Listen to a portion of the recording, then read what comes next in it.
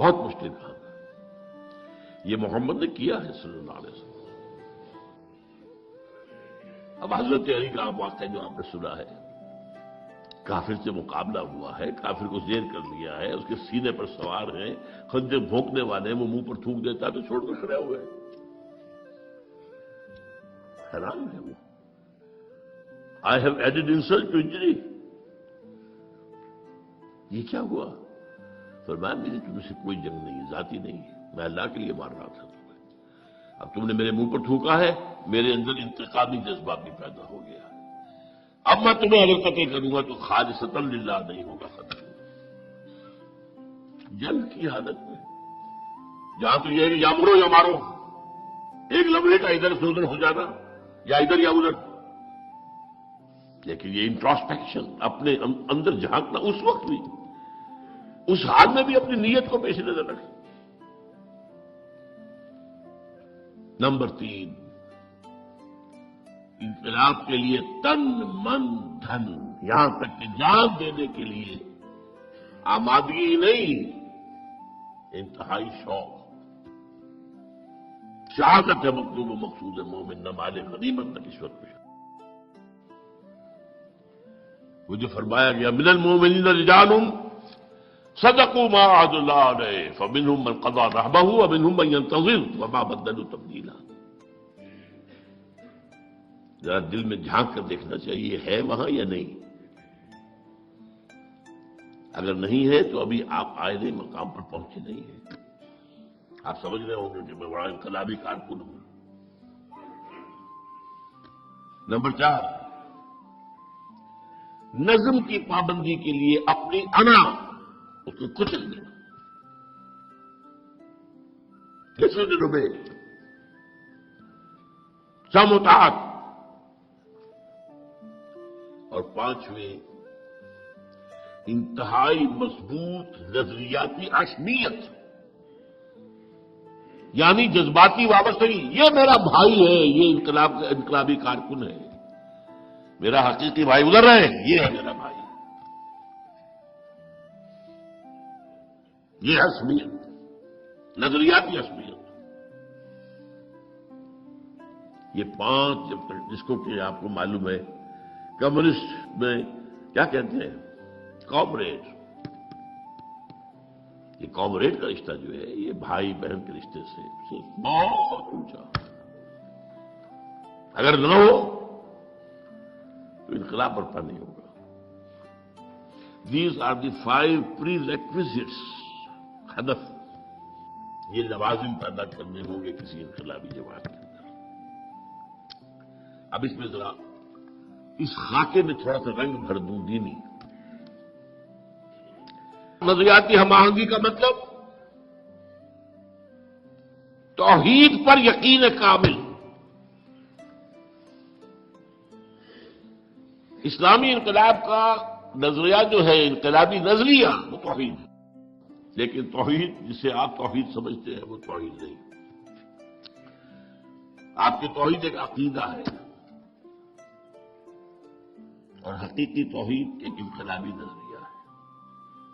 اس کے 3 اسپیکٹس ہیں، وہ جو میں نے کہا تھا، انقلابی نظریہ وہ ہے جو ایگزسٹنگ کلیکٹو سسٹم کے جو مختلف جڑیں ہیں ان کے جڑوں کے اوپر تیشہ بن کر گرے۔ سیاسی سطح پر ان الحکم الا للہ، حاکمیت فقط اللہ کی، انسانی حاکمیت کفر، شرک، بدترین شرک، بدترین کفر، چاہے انڈیویجول ہو چاہے کلیکٹو ہو۔ سربری زیبا فقط اس ذات میں ہلکا کو ہے، حکمراں ہے ایک وہی، باقی بتان آزری۔ یہ سیاست ہے، معیشت، ملکیت کا حق، ملکیت تامہ، ملکیت کاملہ، صرف جو کچھ ہے اس کی ملکیت ہے، تمہاری نہیں ہے، تمہارے پاس امانت ہے۔ حاکمیت اللہ کے لیے، تمہارے لیے خلافت، ملکیت اللہ کے لیے، تمہارے لیے امانت۔ این امانت چند روزہ ازدواج در حقیقت بال کی ہر شے خداس. یہ تو شیخ سعدی کہہ گئے، کتنے پہلے کہہ گئے. بندے مومن امین حق مالک است، اقبال کہتا ہے امین. یہ جو حضرت شعیب کی قوم نے کہا تھا، اے شعیب تمہیں کیا ہو گیا کہ تمہاری نماز جو ہے ہمیں روکتی ہے؟ ان نفعل فی اموالنا ما نشاء، ہمارا مال ہم جو چاہ کرے. ہو آر یو، یہ کرو یہ نہ کرو، یہ غلط ہے اور یہ صحیح ہے. اموالنا ہمارا مال ہے. ان نفعل فی اموالنا ما نشاء، یہ آج کا کیپٹلزم ہے. مال کیپٹل. میں نے تو کسی کی خوشامد نہیں کی، آ کر سود کے اوپر قرض مجھ سے لے، وہ خدا ہے لے لو. لیکن نہیں، آپ اپنے مال کے اندر تصرف نہیں کر سکتے اس انداز سے جو اللہ نے حرام کیا. اور سماجی سطح پر اگرچہ سب سے ہلکا معاملہ ہے، سب سے بڑی شے جو ہوتی ہے مخالفت میں وہ سیاست اور معیشت کا معاملہ ہوتا ہے. لیکن سماجی سطح پر توحید کا تقاضا کیا ہے؟ By birth all human beings are absolutely equal. No one is superior, no one is inferior. یہاں تک کہ یہ بھی نہیں کہ مرد سپیریئر ہے اور عورت انفیریئر نہیں. ایک ہی باپ کے نطفے سے بیٹا بھی ہے بیٹی بھی ہے، ایک ہی ماں کے رحم میں بیٹا بھی پلا ہے بیٹی بھی. اللہ تک کیسے ہو جائے گا؟ وہ ہے انتظامی معاملہ ہے. ایک مرد ایک عورت ایک خاندان کی بنیاد ڈالتے ہیں تو ایک ادارے میں تو ایک اپر ہینڈ ہوگا ایک کا. کسی بھی انسٹیٹیوشن کے دو ہیڈ نہیں ہو سکتے برابر کے اختیار رکھنے والے. مینیجنگ ڈائریکٹر ایک ہوگا، ڈائریکٹر 100 بنا لیں آپ. پرائم منسٹر ایک ہوگا، منسٹر 100 بنا لیں. وہ الگ نہ بات ہے. وہ تو ظاہر بات ہے کہ ایک بڑا افسر ہے، ایک اس کے دروازے پر کھڑا ہوا دربان ہے. As human being they are equal, لیکن اپنی اس حیثیت میں وہ ایکول نہیں. یہ انتظامی معاملہ، ورنہ تمام انسان پیدائشی طور پر برابر ہے. جو بھی ان کے اندر فرق ہے وہ ایکوائرڈ کریکٹرز کی وجہ سے ہوگا. کسی نے علم زیادہ حاصل کیا، زیادہ عزت ہونی چاہیے. کوئی خادم خلق زیادہ ہے، اس کی زیادہ عزت ہونی چاہیے. کوئی تقویٰ کے اندر دین کے اندر آگے بڑھ گئی، اس کی عزت آگے ہونی چاہیے. اللہ بالتقویٰ. ہم نے پیدا کیا انسان کو ایک مرد ایک عورت سے. یا ایھا الناس انا خلقناکم من ذکر و انثی وجعلناکم شعوبا وقبائل لتعارفوا ان اکرمکم عند اللہ اتقاکم.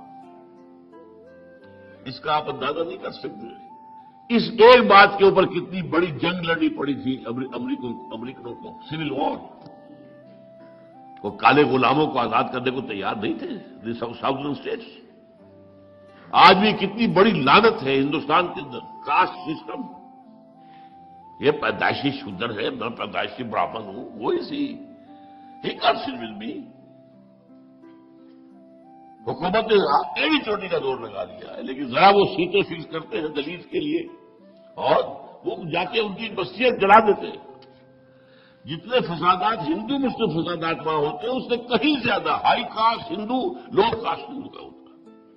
پوری پوری بستیاں جلانا. وہ بستیاں کیا ہوتی ہیں؟ ان کی جھونپڑیاں ہوتی ہیں.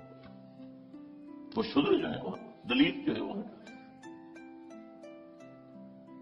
یہ دنیا کی سب سے بڑی ڈیموکریسی کا حال ہے. امریکہ سے آگے کہاں جائے گا معاملہ ڈیموکریسی کا، اور بھارت سے آگے کہاں جائے گا؟ لیکن سماجی پیدائشی فرق، رنگ کا فرق. اسی لیے ایجیوز نے کہا نا، وہ فکرے لیے اس نے لا فضل لعربی علی عجمی ولا لعجمی علی عربی. واحد مطلوب و مقصود کیا ہو. وہاں میں نے کیا کہا تھا؟ انقلاب عام میں نے بات کی تھی، اسلامی نہیں کی تھی. اس میں اسلامی رنگ کیا ہے؟ واحد مقصود و مطلوب اللہ کی رضا، آخرت کی فلاح. بس. Not even revolution. ریولیوشن مقصود و مطلوب نہیں ہے، نصب العین نہیں ہے. وہ ہماری زندگی کے اندر جو فرائض ہیں ان میں شامل ہے کہ اس کی جدوجہد کریں. نصب العین اللہ راضی ہو جائے اور آخرت کی فلاح جہنم سے چھٹکارا مل جائے. اور شہادت ہے مطلوب و مقصود مومن نہ مال غنیمت تک اس وقت کشائی. من المؤمنین رجال صدقوا ما عاهدوا الله علیہ فمنهم من قضى نحبه ومنهم من ينتظر. وہ لوگ جو ہیں کچھ ہیں جو اپنی نظر گزار چکے ہیں، اپنی جان اللہ کی راہ میں دے چکے ہیں، سرخرو ہو چکے ہیں، وہ تو جنتوں میں ہیں. یستبشرون، خوشیاں منا رہے ہیں. اور باقی منتظر ہے کب ہماری باری ہے. منتظر ہے وہ ماں بدلوں تبدیلا. وہ جلدی سے مجھے بچ گئے بھائی بچ گئے بڑی بات نہیں، منتظر ہے کب اللہ ہماری باری لے آئے. اور یہ گردن کا جو بوجھ ہے اوپر سے اتار کر ہم بھی اللہ کے صبح دوش ہو کر پہنچ جائیں. کندھے ہلکے ہو جائیں گے نا اگر یہ شریر اوپر سے اوپر اتر جاتی ہے. اور پانچواں مواخات باہمی. میں اس کو خاص طور پر آج زور دینا چاہ رہا ہوں. بدقسمتی سے اس پر ہمارے یہاں توجہ کم ہوئی ہے. اس کے لیے دو مقامات میں نے منتخب کیے. سورہ فتح کی آخری دو آیات. هو الذی ارسل رسولہ بالہدی ودین الحق لیظہرہ علی الدین کلہ وکفی باللہ شہیدا. یہ تو وہی آیت آ گئی. اب آیا محمد الرسول اللہ والذین معہ. اللہ کے رسول محمد اور وہ جو ان کے ساتھ ہیں صحابہ کرام رضوان اللہ تعالیٰ علیہ اجمعین. یہ مل کر جماعت بنتے ہیں نا. ان کی کیفیت کیا ہے جس کو میں نے کہا تھا عصبیت نظریاتی. یہ مسلمان ہے، یہ مومن ہے، یہ میرا بھائی ہے، یہ چاہے باپ ہے نہیں، اس سے میرا کوئی رشتہ نہیں ہے. اشداء علی الکفار رحماء بینہم. وہ کافروں پر بہت سخت ہوتے ہیں، بھاری ہوتے ہیں، اور آپس میں بڑے رحیم، شفیق، مہربان. تراہم رکعا سجدا یبتغون فضلا من اللہ ورضوانا. تم دیکھتے ہو انہیں رکوع کرتے ہوئے، سجود کرتے ہوئے، اللہ کا فضل اور اس کی رضا سے متلاشی ہے. سیماہم فی وجوہہم من اثر السجود. ان کے چہروں میں سجدوں کی وجہ سے اس کے آثار، اس کے نتائج نظر آتے ہیں. ذالک مثلہم فی التوراۃ ومثلہم فی الانجیل. یہی مثال ان کی ہم نے دی تھی تورات میں بھی اور انجیل میں بھی. اب بڑی پیاری اس کا ٹکڑا آگے ہے. کزرع اخرج شطہ فآزرہ فاستغلظ فاستوى علی سوقہ. اس کھیتی کے مانند جس کو کسی کاشتکار نے بویا تھا نا، لیکن جب وہ کھیتی اپچی ہے، ابری ہے، ذرا لہلہانے لگی ہے، جس نے اپنی سوئی نکالی، پھر اسے ذرا گاڑھا کیا، پھر وہ اپنے نال پر کھڑی ہو گئی. یعجب الزراع لیغیظ بہم الکفار. وہ جو کاشتکار تھا اس کو تو کوئی سمجھ خوشیاں ہو رہی ہے، اس کا دل باغ باغ ہو رہا ہے میری محنت. وہ باغبان کون تھا؟ محمد صلی اللہ علیہ وسلم. اور صحابہ کی یہ کھیتی جب اپج رہی تھی تو ان کس کو سب سے بڑھ کر خوشی ہوئی؟ وعد اللہ الذین آمنوا وعملوا الصالحات منہم مغفرۃ واجرا عظیما. اللہ تعالیٰ نے ان کے سے اجر عظیم کا، مغفرت کا وعدہ کیا. اور یہ مضمون پھر سورہ مائدہ میں آیا. یا ایھا الذین آمنوا من یرتد منکم عن دینہ. اے ایمان والو، اگر تم میں سے کوئی اپنے دین سے پیچھے پھرا، ان تقاضوں کو پورا کرنے سے جی چرا کر پسپائی اختیار کی، فسوف یأتی اللہ بقوم. تو اللہ تعالیٰ ایک ایسی قوم لے آئے گا یحبوہم ویحبونہ. اللہ ان سے محبت کرے گا، وہ اللہ سے محبت کریں گے. اور اس کے بعد اذلۃ علی المؤمنین عزۃ علی الکافرین. اہل ایمان پر بہت نرم ہوں گے، کافروں پر بہت سخت ہوں گے. ہوں حلقہ یارہ تو بڑے شم کی طرح نرم، تو رزم حق و باطل ہو تو فولاد دے دو. اس کے آخر میں فرمایا وَمَن يَتَوَلَّ اللَّهَ وَرَسُولَهُ وَالَّذِينَ آمَنُوا فَإِنَّ حِزْبَ اللَّهِ هُمُ الْغَالِبُونَ. جب تم اس معیار پر پورے اتر جاؤ گے کہ تمہاری ولایت، تمہارا دلی تعلق اللہ سے، رسول سے اور اہل ایمان سے ہوگا صرف، تو یہ حزب اللہ ہوگی. دین یو ول کوالیفائی کہ تمہیں یہ خطاب دیا جائے، اور پھر اس حزب اللہ کے لیے اللہ کا وعدہ ہے کہ غالب ہو کر رہے. یہ 5 اسلامی انقلابی جماعت کے لوازم ہیں. اب آئیے قرآن کی طرف رجوع کرتے ہیں. فرد کی تبدیلی کے لیے قرآن کا پروگرام کیا ہے؟ اس لیے کہ ظاہر بات ہے انقلاب آئے گا جماعت سے، جماعت بنے گی افراد سے. اسٹارٹنگ پوائنٹ کیا ہے ہمارا؟ فرد کی تبدیلی کے لیے قرآن مجید میں 4 اصطلاحات 4 دفعہ آئی. پچھلی دفعہ یاد ہوگا میں نے کہا تھا کہ تکرار جو ہے کسی کلام کا حسن نہیں ہوتا، عام طور پر اسے عیب سمجھا جاتا. تکرار بھائی کوئی الفاظ بدل کے لاؤ. ایک پھول کا مضمون ہو تو 100 رنگ سے باندھو، میں بتا چکا ہوں. اظہار دین الحق کے لیے کتنی اصطلاحات آ گئی قرآن میں، 6-7 تو میں نے گنوا دی آج بھی. لیکن پھر بھی وہ 3 آیتیں جو کہ تم آئیں. هو الذی ارسل رسولہ بالہدی ودین الحق لیظہرہ علی الدین کلہ. لیکن کمال یہ ہے کہ وہاں پر کوئی بورڈم نہیں ہوتا ہے، وہ اللہ کا کلام ہے، یہ معجزہ ہے. تکرار کیوں ہے کہ ان الفاظ کی اہمیت کو سمجھو اور اپنی مائکروسکوپ کو اس کے اوپر فکس کر دو. زیر ہر لفظ غالب کی دام میں خانہ ہے. یہ ایک لفظ کے اندر جو ہے جو کچھ پناہ ہے، پورا میخانہ پناہ ہے.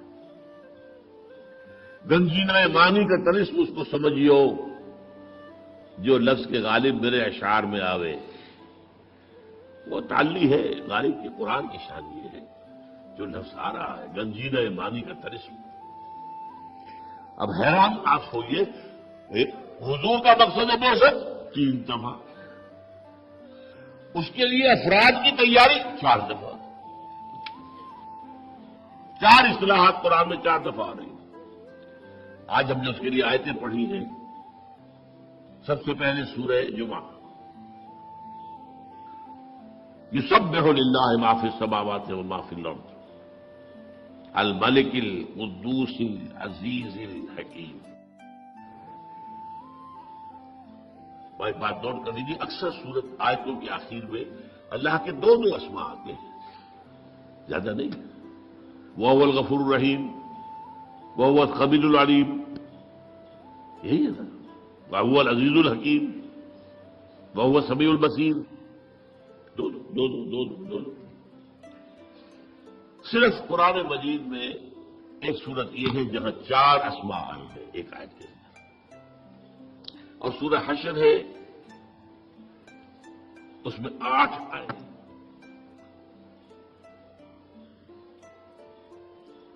اور سورہ حدید ہے اس میں 4 ہیں. والاول والآخر والظاہر والباطن. حشر میں الملک القدوس السلام المؤمن المہیمن العزیز الجبار المتکبر سبحان اللہ عما یشرکون هو اللہ الخالق البارئ المصور له الاسماء الحسنى. یہاں سے آ رہا ہے کہ جو حسن یہاں ہے آپ کا نوٹ کیجئے گا. 4 آگے الفاظ آ رہے ہیں، وہ سب کی نسبت ان 4 ناموں سے ہے. وہ الفاظ کیا ہیں؟ یتلو علیہم آیاتہ هو الذی بعث فی الامیین رسولا منہم. یہ 3 جگہ اور آئے ہیں، ابھی خان بعد میں آپ کو بتاؤں گا. یہاں یہ نوٹ کر لیجیے سورہ صف کے ساتھ کتنا گہرا رشتہ ہے. یہ جمعہ ہے، سورہ صف، سورہ جمعہ. سورہ صف کے شروع میں کیا ہے؟ سبح للہ ما فی السماوات وما فی الارض. اور جمعہ یسبح للہ ما فی السماوات وما فی الارض. ایک میں ماضی آ گیا، ایک میں حال اور مستقبل دونوں آ گئے، زمانے کا احاطہ ہو گیا. ما فی السماوات وما فی الارض مکان کا احاطہ ہو گیا، کون و مکان. اس کی مرکزی آیت هو الذی ارسل رسولہ بالہدی ودین الحق لیظہرہ علی الدین کلہ. اس کی مرکزی آیت هو الذی بعث فی الامیین رسولا منہم یتلو علیہم آیاتہ ویزکیہم ویعلمہم الکتاب والحکمہ. اور جو 4 نام ہے اللہ کے، الملک بادشاہ کا فرمان تو پڑھ کر سنا رہا ہے، یہ ہے یتلو علیہم آیاتہ۔ وہ بادشاہ حقیقی القدوس ہے، پاک ہے، ہمارا رسول بھی تمہیں پاک کر رہا ہے۔ الملک القدوس عزیز الحکیم، عزیز ہے، زبردست ہے، اس کا قانون ہے جو تمہیں دیا جا رہا ہے، اور الحکیم ہے، تمہیں تعلیم حکمت بھی دی جا رہی ہے۔ یتلو علیہم آیاتہ ہی، یہ الملک، ویزکیہم القدوس، یعلمہم الکتاب، یہ العزیز، والحکمہ الحکیم۔ ان چار الفاظ کا تعلق چار اسماء کا گویا کہ یہ سایہ ہے۔ اب نوٹ کیجئے، یہ الفاظ پہلے آئے سورہ بقرہ میں 2 جگہ۔ پہلے 15ویں رکوع کے آخر میں حضرت ابراہیم اور اسماعیل کی دعا، جب وہ بنیادیں اٹھا رہے تھے خانہ کعبہ کی، تو جو دعا مانگی ان میں سے ایک یہ بھی تھی، پروردگار ہماری جو نسل یہاں آباد ہوگی تیرے اس گھر کے پاس، ربنا وبعث فیہم رسولا منہم، ان میں اپنا ایک رسول اٹھائیے انہی میں سے، کیا کرے گا؟ یتلو علیہم آیاتہ ویعلمہم الکتاب والحکمۃ ویزکیہم۔ 4 آئے، کوئی چیز تھوڑا سا فرق ہے، ترتیب مختلف ہے، بعد میں بات کروں گا۔ 2 رکوعوں کے بعد آ گیا اعلان، دیکھو یہ تمہارے باپ ابراہیم اور اسماعیل کی دعا کا ظہور محمد آ گئے تمہارے پاس صلی اللہ علیہ وسلم۔ کما ارسلنا فیکم رسولا منکم یتلو علیکم آیاتنا ویزکیکم ویعلمکم الکتاب والحکمہ۔ وہی 4 چیزیں۔ سورہ بقرہ کا جوڑا ہے سورہ آل عمران، اس میں پھر آ گیا لقد من اللہ علی المؤمنین اذ بعث فیہم رسولا من انفسہم یتلو علیہم آیاتہ ویزکیہم ویعلمہم الکتاب والحکمہ۔ یہ سب سے شاندار انداز میں ہے سورہ جمعہ، هو الذی بعث فی الامیین رسولا منہم یتلو علیہم آیاتہ ویزکیہم ویعلمہم الکتاب والحکمہ۔ اب یہاں اگر غور سے آپ نے سنا ہو تو آپ کو نظر آئے گا کہ ایک فرق ہے۔ ابراہیم اور اسماعیل کی دعا میں تلاوت آیات کے فوراً بعد تعلیم کتاب و حکمت، پھر تزکیہ آخر میں۔ باقی تینوں جگہوں پر تلاوت آیات، پھر تزکیہ، پھر کتاب و حکمت کی تعلیم۔ اب فرق کیا ہے؟ وہ دعا ہے ابراہیم اور اسماعیل کی، وہاں تو اللہ ان کی دعا نقل کر رہا ہے، یہاں اللہ کی طرف سے آ رہا ہے، تو یقیناً یہ ترتیب زیادہ جو ہے امپرووڈ شمار ہوگی، اسے بھی ہم الگ نہیں کہیں گے، وہ بھی 2 رسولوں کی بات ہے نا۔ ربنا وبعث فیہم رسولا منہم یتلو علیہم آیاتک ویعلمہم الکتاب والحکمۃ ویزکیہم، غلط تو نہیں ہے، لیکن ایک بات معلوم ہو گئی، اس وقت ہائیسٹ ویلیو جو تھی وہ تزکیہ تھا،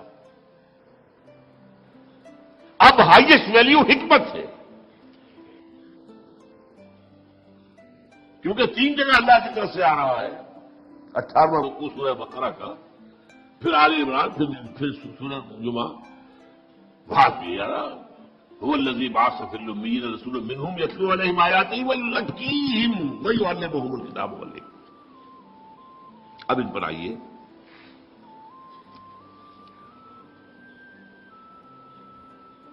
دیکھیے یہ چاروں اصطلاحات جو ہیں ہم نے، ہمارے مفسرین نے ان کے اندر مغایرت پیدا کی ہے، یہ ایک ہی شے ہے، ان چاروں کا مرکز محور قرآن ہے۔ یتلو علیہم آیاتہ ہی، یہ تو سب کو معلوم ہو گیا قرآن ہے، اس میں تو کچھ شک نہیں نا۔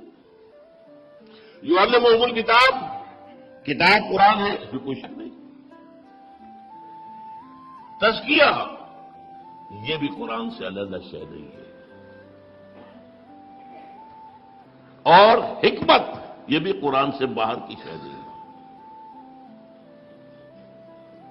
ذالک مما اوحی الیک ربک من الحکمہ، اے نبی یہ ہے وہ چیزیں جو آپ کے رب نے آپ پر نازل کی ہیں وحی کی حکمت میں سے، حکمت قرآن میں بھی ہے، کتاب قرآن میں بھی ہے، کتاب سے مراد میں بعد میں تفصیل سے بیان کروں گا، قانون ہے، لیکن حدیث نبی کے اندر بھی ہے، حکمت قرآن میں بھی ہے اور حدیث میں بھی ہے۔ اور تزکیے کے بارے میں جان لیجئے، ایکسکلوسیولی تزکیہ قرآن کا نام ہے۔ اب آئیے، یعنی یہاں ذرا حالی کا وہ شعر آپ یاد کر لیں کہ حضور کا اعلی انقلاب قرآن، لوگوں کو بدلنے کا ذریعہ قرآن، اتر کر ہلا سے سوئے قوم آیا اور ایک نسخہ کیمیا ساتھ آیا۔ پہلی چیز کیا ہے؟ تلاوت سے آیات، قرآن پڑھ پڑھ کر سناؤ، قرآن پڑھ پڑھ کر سناؤ، قرآن پڑھ پڑھ کر سناؤ۔ یہ یاد رکھیے، حضور نے کبھی کوئی لمبی تقریر نہیں کی، کبھی کوئی اپنا فلسفہ بیان نہیں کیا، کبھی کوئی آپ نے اپنا وعظ نہیں کہا، بہت کم شاذ، جہاں گئے قرآن سنا ہے،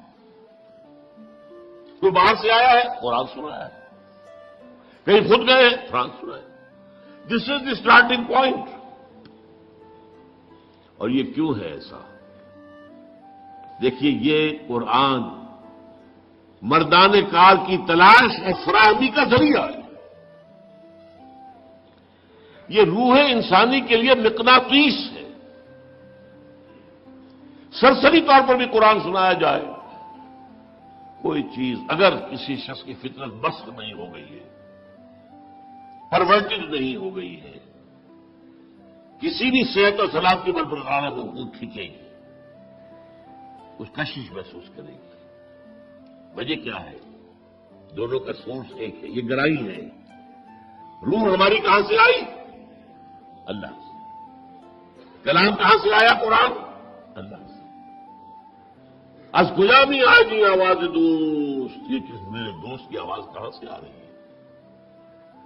اور وہ روح کھینچی جائے۔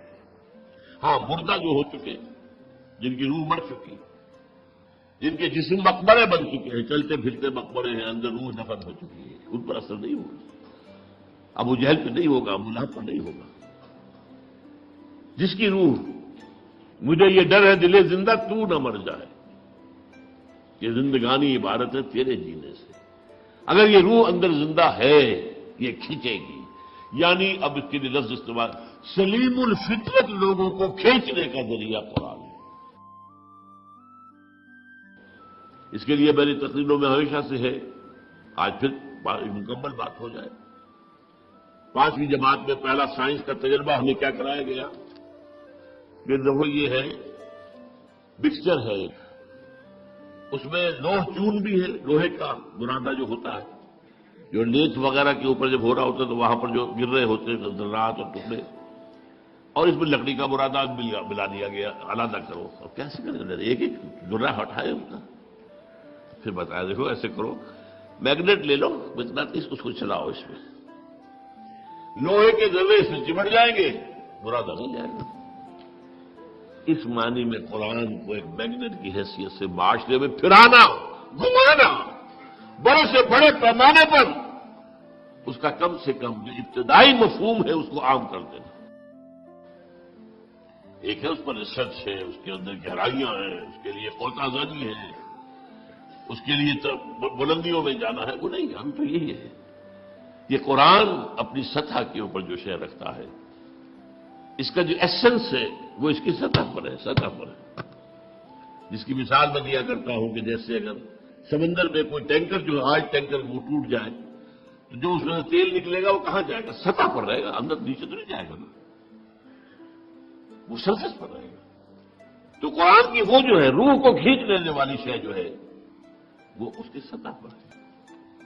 وَلَقَدْ يَسَّرْنَا الْقُرْآنَ لِلذِّكْرِ فَهَلْ مِن مُدَّكِرٍ، یاد آتا ہے کوئی اسقیامی آئے دن آواز دوست، یہ قرآن سے کھینچتے ہیں۔ تو قرآن کو گھماؤ پھراؤ اس میگنیٹ کی طریقے سے زیادہ بڑے پیمانے پر، تاکہ سلیم الفطرت لوگ جو ہے وہ کھینچ کر چلے آئے۔ آپ کو معلوم ہے قرآن مجید میں ذکر ہے، جنات کی ایک جماعت نے ایک دفعہ قرآن سنا ہے اور ایسے پختہ مومن بن گئے، داعی بن گئے۔ قل اوحی الی انہ استمع نفر من الجن فقالوا انا سمعنا قرآنا عجبا یہدی الی الرشد فآمنا به. یہ قرآن کی تاثیر ہے. تو یتلو علیہم آیاتہ ہی سے میں نے آپ کے سامنے رکھا معاشرے میں سے صالح جو فطرت اور سلیم الفطرت لوگ ہیں انہیں کھینچنے کے لیے قرآن کو ذریعہ بنا. اب اگلا مرحلہ آیا ہے اور یہ ہے بہت اہم، تزکیہ. تزکیہ جس کے بارے میں بدقسمتی سے ہمارے یہاں خانقاہی نظام آ گیا، افلاطونی نظام آ گیا، نیو پلیٹونک نظام آ گیا، ہندوؤں کے جو ہے سنیاس وغیرہ سے آ گئے، یہ آ گیا وہ آ گیا. یہاں تو موسیقی کی روایت ہمارے صوفیوں نے موسیقی اختیار کری. کاہے کے لیے؟ وہ اللہ کے بندو، قرآن سے بڑی موسیقی کوئی نہیں تھی. یہ ڈیوائن میوزک. تم نے اس موسیقی کے اندر لوگوں کو پاگل کیا. دوال کھیلتے ہیں اور انہیں خیال آتا ہے کیا؟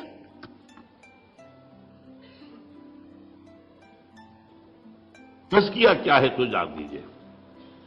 یہ جامع ترین اصطلاح ہے لیکن میں اسے آپ کو 5 حصوں میں تقسیم کر کے بتاؤں گا ابھی. لیکن عمل کہتے کسے تزکیہ؟ یہ باغبان کا ایک عمل ہے. ایک باغبان ہے، اس نے باغ لگایا ہے، اس میں کچھ پھولوں کے پودے ہیں، کچھ پھلوں کے درخت ہیں. وہ داخل ہوتا ہے، دیکھتا ہے جہاں میں نے پھولوں کا پودا لگایا ہوا تھا وہاں گھاس وغیرہ کافی اگائی، جھاڑ جھکاڑ ہے. وہ کھرپا ہاتھ میں لیتا ہے، سب کو کھود کو بات کرتا ہے. کیوں؟ کیونکہ یہ گھاس جو ہے یہ زمین کے اندر جو قوت نمو ہے اسے لے رہی ہے، پانی بھی کھینچ رہی ہے. یہ نہ ہو تو یہ ساری چیز جائے گی میرے پودے کے لیے. یہ پودے کی نشو و نما میں رکاوٹ ہو رہی ہے، تو رکاوٹ ہو جاتا ہے. یہ ہے عمل تزکیہ، بات کرنا. انسان کی ترقی میں جو اس کی اصل ترقی ہو اس میں رکاوٹ جو چیزیں ہیں ان کو ہٹانا تزکیہ. اب دیکھیے انسان ایک تو میں آپ جو ظاہر ہے نظر آ رہے ہیں ہاتھ پاؤں میں، ہمارا ظاہری جسم ہے، ظاہری وجود ہے.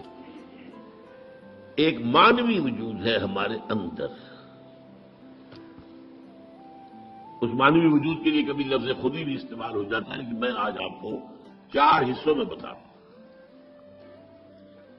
سب سے پہلے ہمارا ایک فکر ہے، کچھ نظریات ہیں، کچھ خیالات ہیں، کچھ عقائد ہیں، کچھ فلسفے ہیں، کچھ بھی ہے.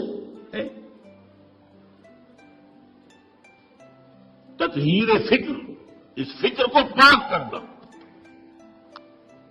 اس فکر میں جو غلط اندر ہے اسے نکال کے باہر پھینک دینا. اگر یہ فکر کی غلطی غیر موجود رہی تو آگے آپ کو ترقی نہیں ہوگی. پھر آپ کا نفس امارہ ہے، وہ آپ کی حیوانی جبلتوں کو بھڑکاتا ہے. تزکیہ نفس.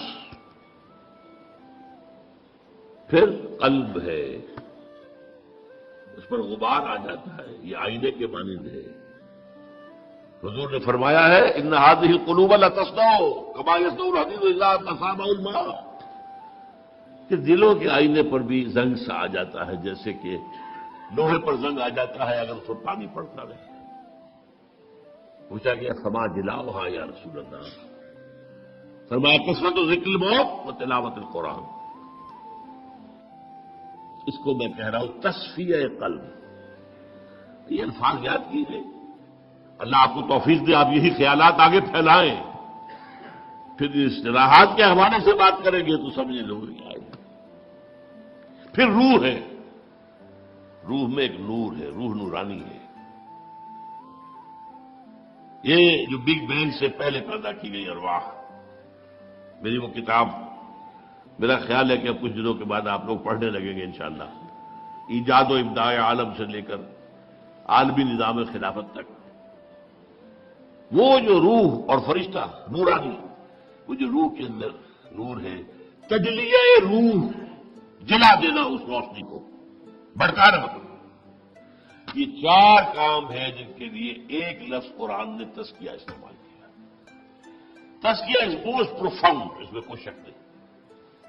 لیکن تطہیر فکر نمبر 1، کیونکہ یہ حیوان عاقل ہے، اصل مسئلہ تو فکر کا ہے. فکر غلط ہے، ساری بات غلط ہو جائے گی. تطہیر فکر، تزکیہ نفس، تصفیہ قلب، تجلیہ روح. اور یہ کس سے ہوگا؟ صرف قرآن سے. نوٹ کر لیجیے اس سے. اور یہ حقیقت جس قدر اقبال نے بیان کی ہے، کسی نے بیان نہیں کی، کسی نے بیان نہیں کی. At least to my knowledge none. نہ کوئی عالم، نہ کوئی مفسر، نہ کوئی محدث، کوئی نہیں. گر تمہیں خواہی مسلمان زیستن، نیست ممکن جزب قرآن زیستن. یہ قرآن کیا ہے؟ ہاں کتاب زندہ قرآن حکیم. یہ کیا قرآن کو دیکھ رہا تھا؟ کس انداز میں دیکھ رہا تھا؟ How he was over odd. کتاب زندہ قرآن حکیم، حکمت لا یزال اسو قدیم. اس کی حکمت، اس کا فلسفہ ہمیشہ قائم رہنے والا اور قدیم ہے. یہ وہ فلسفے نہیں جو بدلتے رہے، بدلتے رہے. حکمت لا یزال اسو قدیم. حرف اورا ریب نئے، تبدیل نئے. اس کے حرف میں کوئی شک ہو سکتا ہے؟ نہیں. کوئی تبدیلی ممکن ہے؟ نہیں. آیا شرمندہ تعویل؟ نہیں. اس کی آیتوں کی کوئی تعویل ہو سکتی ہے؟ نہیں. اور جو اب جملہ آ رہا ہے، فاش گوئے وہاں سے در دل مزمرست. صاحب بتا دوں جو میرے دل میں چھپا ہوا ہے، یہ کتابیں نیز چیزیں دیگرست. اسے کتاب نہ سمجھے، کچھ اور ہے. تو اللہ کا کلام ہے بھائی. کلام صفت ہوتا ہے، یہ صفت ہے اللہ کی. لہذا اس کے بھی اوصاف وہی ہیں. مثل حق پنہو ہم پیداست کو. جیسے اللہ ہے هو الاول والآخر والظاہر والباطن، ایسے ہی یہ قرآن. یہ ظاہر بھی ہے، چھپا ہوا بھی. اس کی سطح پر اس کا پیغام ہے، اس کی گہرائیوں میں اس کی حکمت ہے. حکمت اگر ادائی کرنی ہے بہت آزادی کرنی پڑے گی، پوری زندگی لگانی ہوگی. ہاں سبق حاصل کرنا ہے، تذکر وہ سطح پر بھی ہو جائے. مثل حق پنہو ہم پیداستو، زندہ ہو پائندہ ہو گویاستو. زندہ پائندہ، الحی القیوم، یہ اللہ کی صفات ہے، اللہ کے نام. وہی شان اس قرآن کی ہے. اب آخری شعر ہے، یہ ہے اصل میں جس کا چوں بجاں در رفت جاں دیگر شود. جب یہ قرآن کسی کے اندر اتر جاتا ہے، یہ اندر کا اترنا، دماغ سے اترا، قلب سے اترا، روح میں اترا، نس پر جا کے اس نے قدریں لگائی. چوں بجاں در رفت جاں دیگر شود. اندر کا انقلاب آ گیا. Now he is a changed person altogether. قرآن سے زندہ پائندہ گویاستو، چوں بجا در رفت جہاں دیگر شون. جہاں تو دیگر شن، جہاں دیگر شون. خاص طور پر تزکیہ نفس کے حوالے سے تو میں حیران ہوں، اقبال کہاں تک پہنچا ہے. ہاں حضور کی 2 حدیثوں کو جمع کر دیا اپنے شعر کے اندر. حضور نے ایک بات یہ فرمائی کہ اللہ نے ہر انسان کے ساتھ ایک شیطان بنایا ہوا ہے. صحابہ نے پوچھا حضور کہ آپ کے ساتھ بھی ہے؟ وہاں ہے، لیکن میں نے اسے مسلمان کر لیا. ایک حدیث ہو گئی. دوسری حدیث، الشیطان یجری من الانسان مجری الدم. شیطان تو انسان کے اندر خون کی طرح سرایت کر جاتا ہے. اور اقبال کیا کہتا ہے؟ کشتن ابلیس چیزیں مشکل ہے. ابلیس کو مار دینا تو مشکل کام ہے، جہاں کہ وہ گم اندر آباق دل، وہ تو دل کے گہرائیوں میں جا کے بیٹھتا ہے. جب وہ دوران خون کے ساتھ گردش کر رہا ہے تو دل کی گہرائی میں پہنچا ہوا ہے. خوشترا باشد مسلمان اشکونی، ہاں بہتر یہ اسے مسلمان بنا لو. کشتہ شمشیر قرآن اشکونی، قرآن کی شمشیر سے اسے ختم کرو. یہ قرآن بھی تمہارے وجود میں سرایت کر جائے گا. کیوں بجا در رفت، وہی بات، جہاں دیگر شمن، جہاں تو دیگر شد، جہاں دیگر شد. یہ ہے قرآن مجید کا ساتھ تزکیہ نفس، تجلیہ روح، تصفیہ قلب، تطہیر فکر. اب تیسری بات ہے، یتلو علیہم آیاتہ ویزکیہم. دیکھیے ایک بات تھوڑی سی میں سمجھا دوں. بہت سے بزرگ جو ہیں بیچارے لاکھ جو ہے ٹکرے مارتے رہتے ہیں، بیٹے نماز پڑھا کرو، بیٹے نماز پڑھا کرو، بیٹے نماز پڑھا کرو. اب وہ بیٹا جو ہے وہ کبھی سامنے پڑھ بھی لیا، سعادت مندی بھی، پھر کہاں پڑھے گا؟ سبب کیا ہے؟ اس میں خدا پر یقین نہیں ہے، تم نماز پڑھوانا چاہتے ہو. تم نے جہاں پڑھایا ہے اسے گلا تو گھونٹ دیا اہل مدرسہ مخترا. کہاں سے آئے صدا لا الہ الا اللہ؟ پہلے تطہیر فکر کرو گے تب نماز اندر سے ابھرے گی. پھر ضیاء الحق کے آرڈیننس کی طرف سے نافذ نہیں کرنی پڑے گی نماز. یہ ہے اصل میں تطہیر فکر، تزکیہ نفس.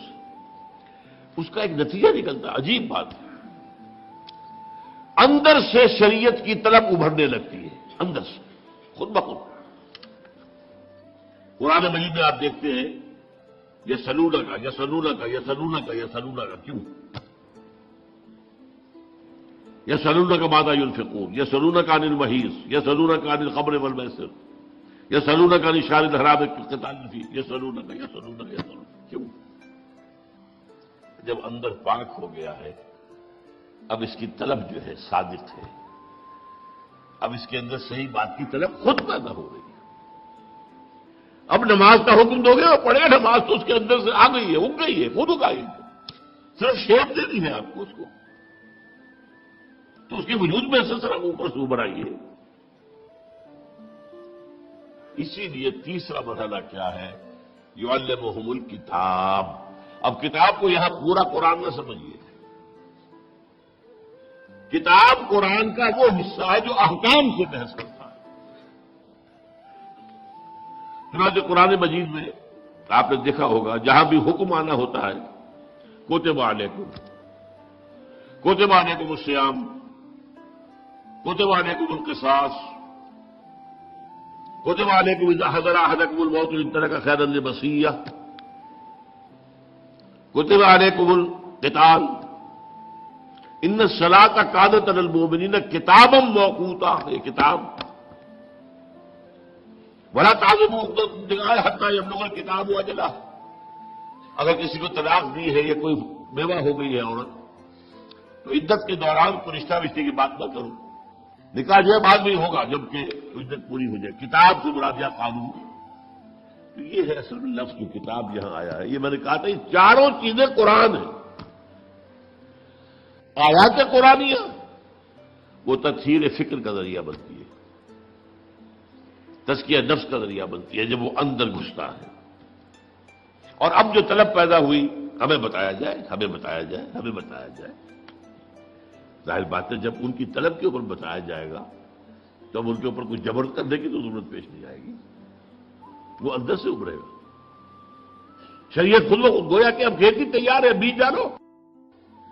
جو کھیتی تیار نہیں ہے، اندر خبز بھرا ہوا ہے، جو آپ کی مٹی ہے وہی اس کے اندر ہی خرابی ہے، تو آپ کا بیج بھی ڈال جائے گا. حل آپ نے چرائے نہیں، بیج ڈالا ہے، کیا ہوگا؟ یہ کام یتلو علیہم آیاتہ ویزکیہم ویعلمہم الکتاب. یہی وجہ ہے آپ دیکھیے شروع میں احکام کیوں نہیں آئے؟ شروع میں وہ کام ہو رہا ہے یتلو علیہم آیاتہ ویزکیہم. یہ دو کام مکے میں ہو رہے ہیں. युअल्लिमुहुल किताब मदीने में आता हुआ। सूरह बकरा से शुरू हो रही है शरीयत, सूरह निसा, सूरह मायदा, शरीयत की है। तो युअल्लिमुहुल किताब, और जो सबसे चोटी का मामला है वल हिक्मा, ये हिक्मा जो है, मैं आपको इशारा कर चुका हूं, आज के दौर की हाईएस्ट है ये हिकमत। लेकिन अभी जबकि इंसान अपने शऊर की मंजिलें तय कर रहा था, पहले तफसील से आ चुकी है ये बात, हिकमत वहां थी ही नहीं, आकाम ही आकाम थे, गवर्नमेंट्स, हजरत मूसा के हद तक का मामला ये है। हिकमत पहली मर्तबा लफ्ज आता है इंजील के लिए, युअल्लिमुहुल किताब वल हिकमा व तौरात वल इंजील। तौरात सिर्फ आकाम, इंजील में हिकमत भी है। कुरान में आयात भी है, तज़किये का अमल भी है, कानून भी है, हिकमत भी है। हिकमत किसे कहते हैं? पहली बात तो यह कि हिकमत भी कोई कुरान से बाहर की शय नहीं है, बल्कि उसका जुज़्व ला यनफ़क है। सूरह बकरा में फरमाया यूतिल हिकमत मन यशा व मन यूतिल हिकमत फ़क़द ऊतिया खैरन कसीरा। अल्लाह जिसे चाहता है हिकमत अता करता है, और जिसे हिकमत अता कर दी जाए उसको तो बहुत बड़ा खैर अता कर दिया गया। इसको फरमाया सूरह बनी इसराइल में, ज़ालिका मिम्मा औहा इलैका रब्बुका मिनल हिकमा। ए नबी, ये है वो बातें जो हिकमत के कबील से हम आपके रब ने आप पर वही की। तो चारों चीजें कुरान में। अलबत्ता हिकमत को समझिए कहते किसे है हिकमत? हकामा, कोई चीज मजबूत हो गई, पुख्ता हो गई, इसी से नजर इस्तेहकाम, इस्तेहकाम, कोई चीज मजबूत है, वो अपने खिलाफ इकदाम का दिफा कर सकती है, मुस्तहकम ताकत। ये है दर हकीकत तालीम व तरबियत मोहम्मदी सल्लल्लाहु अलैहि वसल्लम का दर्जाए खुसूसी। हिकमत का हर शख्स अहल नहीं होता, और अरब कौम बहैसियत मजमूई हिकमत की अहल नहीं थी। इसीलिए हुजूर ने सलमान फारसी को इशारा किया था कि हिकमत चाहे सुरैया पर भी होगी, इसकी कौम का कोई शख्स उसको ले आएगा। और गुमान यही है कि ये हजरत इमाम अबू हनीफा रहमतुल्लाह अलैह के, इसलिए कि अरब जो है फलसफी नहीं थे, मंतकी नहीं थे, सलीमुल फितरत लोग, फितरत के साथ हम आहंगी ये थी। लिहाजा कुरान की दावत उनके दिल में जाकर लग गई। ईरानी फलसफी थे, यूनानी फलसफी थे, हिंदी फलसफी थे, चीनी फलसफी थे। फिर जब कुरान मजीद आया है तो फिर जाहिर बात है कि हुजूर के भी साथियों में से कुछ थे कि जिनको अल्लाह ताला ने ये हिकमत दी है। वो मैंने कहा बहसियत मजमूई अरब कौम का मिजाज जो है वो फलसफियाना और हिकमत वाला नहीं था। उनमें अमल का मादा, जोश, जज्बा, एक बात मान ली है अब जान दे देंगे, जबान दे दी है अब वादा खिलाफी नहीं करेंगे, मेहमान आ गया खुद भूखे रह जाएंगे उसे खिलाएंगे, बाप का कातिल भी आ गया पनाह मांग ली है तो फिर अब उसे कुछ नहीं कहेंगे, हरम में देख लिया बाप के कातिल को कुछ नहीं कहेंगे, ये हरम में, ये उनके औसाफ कुछ थे, फितरत के करीब थे लोग, लेकिन हिकमत नहीं। लेकिन अलबत्ता जो बदकिस्मती हमारी हुई है, हमारे यहां कुरान मजीद बहुत जल्द बैकग्राउंड में चला गया। मेरी एक किताब है दावत रजूल कुरान का मंजर और पस मंजर, उसमें 6 सफ़े का एक मजमून है जो मुझे बहुत अजीज है, बहुत अजीज है। हुजूर के जमाने में 2 ही चीजें थी असल, एक हाथ में कुरान, एक में तलवार, खलास। कुरान से ईमान, ईमान से जिहाद, दरमियान में जंक्शन क्या है? कल्ब। قرآن سے ایمان، اور ایمان کا مطلب یار انما المؤمنون الذین آمنوا باللہ ورسولہ ثم لم یرتابوا وجاہدوا باموالہم وانفسہم فی سبیل اللہ۔ بعد میں جب حکومت بڑی قائم ہو گئی، سلطنت بن گئی، اب زیادہ اہمیت ہو گئی قانون کی۔ جہاد کا مطلب بھی کیا ہوا؟ دفاع، یا اور مزید فتح کر کے اپنی حکومتیں بڑھانا بادشاہوں کی۔ یہ نوعیتیں بدل گئی، ایمفیسس بدل گیا۔ اس کے بعد علم میں قرآن پیچھے، حدیث اور فقہ آگے۔ یہ ظاہر بات ہے کہ معاشرہ ہے، اس میں قانون ہے، اس میں لین دین ہے، قانون چاہیے، قاضی چاہیے اور مفتی چاہیے، وہ اصل تو ڈیمانڈ ان کی ہوگی۔ لہذا gradually Quran faded into the back ground, یہاں تک کہ قرآن مجید بن گیا صرف حصول ثواب یا ایصال ثواب کا ذریعہ۔ خاص طور پر بدقسمتی جو ہوئی ہے وہ ہم ہندیوں کی ہوئی ہے، ہندوستانی۔ دیکھیے عرب سے نکلا اسلام، دائیں بائیں، بائیں وہ گیا فلسطین کراس کیا، سینائی کراس کیا، مصر لیبیا ہوتے ہوتے ہوتے ہوتے ہوتے موریطانیہ۔ یہاں کیا تھا؟ کلچرل ویکوم تھا، نہ کوئی تہذیب تھی، نہ کوئی تمدن تھا، نہ کوئی زبان تھی، لہذا عربی چھا گئی، عرب کلچر چھا گیا، سارا شمالی افریقہ ٹوٹل عربی۔ یہ نہیں کہ وہ زبانیں نہیں تھی، بربر زبان تھی، اپنی بڑی زبان تھی، تہذیب تھی۔ مشرق کی طرح جب اسلام چلا تو سب سے پہلا جو ہے لوہے کا چنا ایران بیٹھا ہوا تھا۔ ایران کا فلسفہ، ایران کی زبان، ایران کا ادب، ایران کے ادب عالیہ، لہذا یہاں وہ جو تہذیب اور تمدن عربی تھی وہ کچھ دلدل میں پھنس گیا۔ ایرانی تہذیب، ایرانی زبان، اور اس کے بعد آپ کو معلوم ہے آگے جتنا اسلام گیا وہ فارسی زبان کے ذریعے سے گیا۔ ہندوستان میں جتنے عرصے مسلمان ہم حکمران رہے، ہماری کوڈ لینگویج پرشین تھی، ناٹ عربک۔ یہ ہے اصل میں حادثہ جو ہمارے ساتھ ہوا ہے۔ اس صورتحال میں علامہ اقبال کی جو تشخیص تھی یا شیخ الہند رحمۃ اللہ علیہ کی تشخیص تھی، اس کو میں نے اپنا سٹارٹنگ پوائنٹ بنایا تھا۔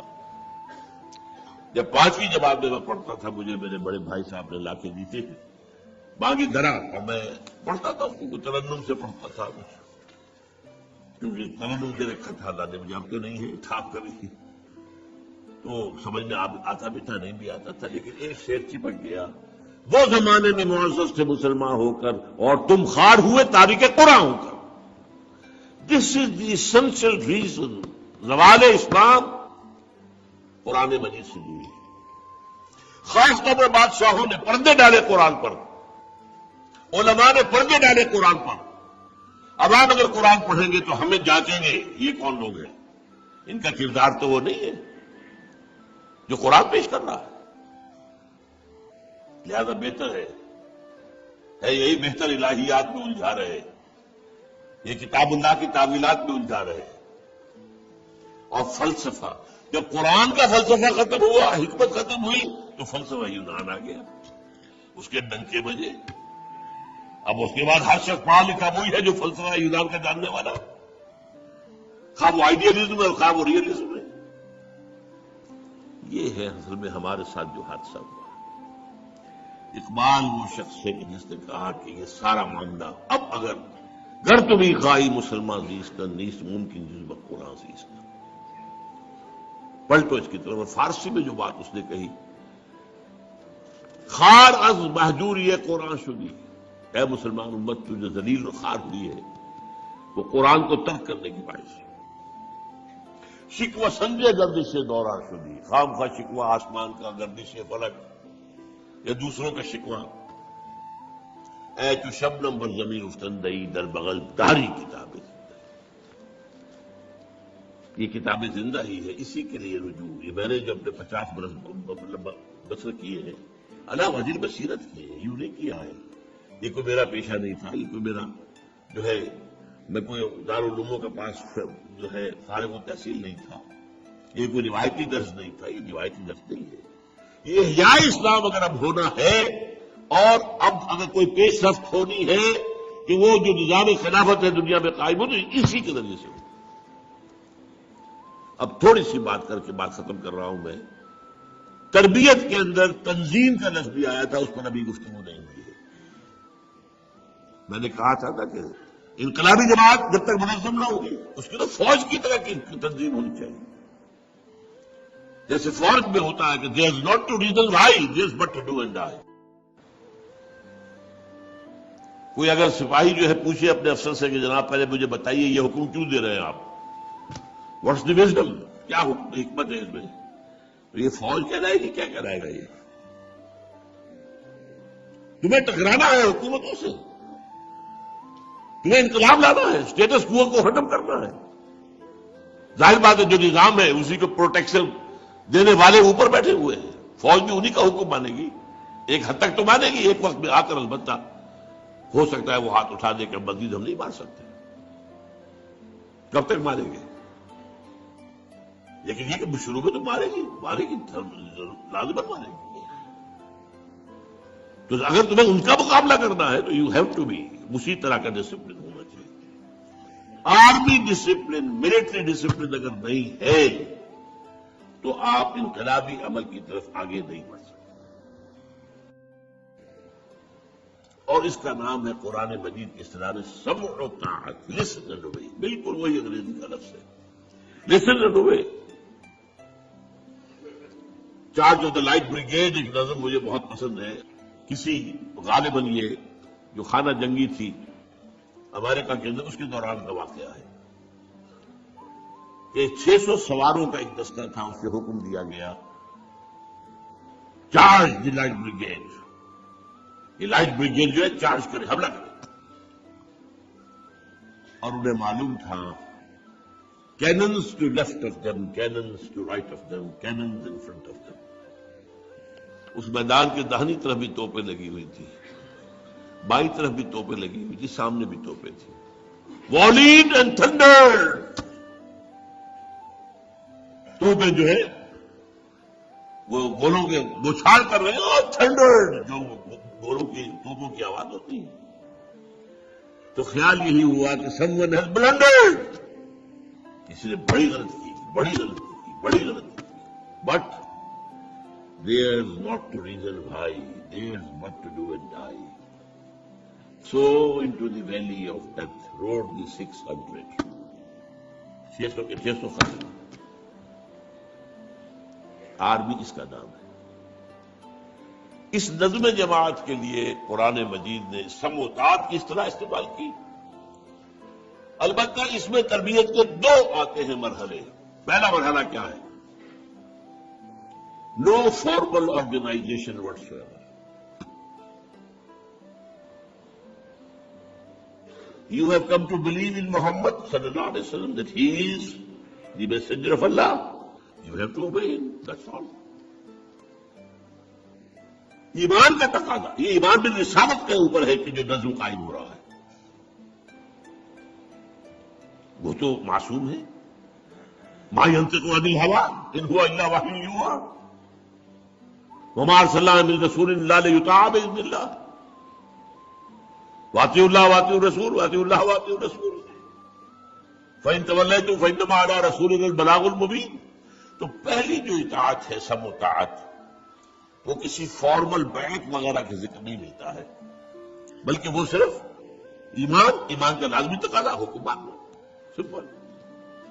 فطری لوگ تھے، اس کے بعد آگے انہیں کوئی اور دلیل کی ضرورت نہیں تھی. یہی وجہ ہے جو بہت ہی نازک مرحلہ آیا تھا غزوہ بدر سے پہلے. حضور نے جب ایک مجلس مشاورت منعقد کی ہے اور صاف کہہ دیا دیکھو مسلمانوں، ایک لشکر شمال سے آ رہا ہے، لشکر نہیں قافلہ، اور وہ مال غنیمت سے لدا پھدا ہوا، مال تجارت سے. اور اس کے بعد محافظ بھی تھوڑے سے 40-50 سے. ایک لشکر جنوب سے آ رہا ہے، کیل کاٹے سے لیس، اور اللہ کا وعدہ ہے کہ ان دو میں سے ایک ضرور تمہیں دے دے گا، تمہیں فتح دے گا.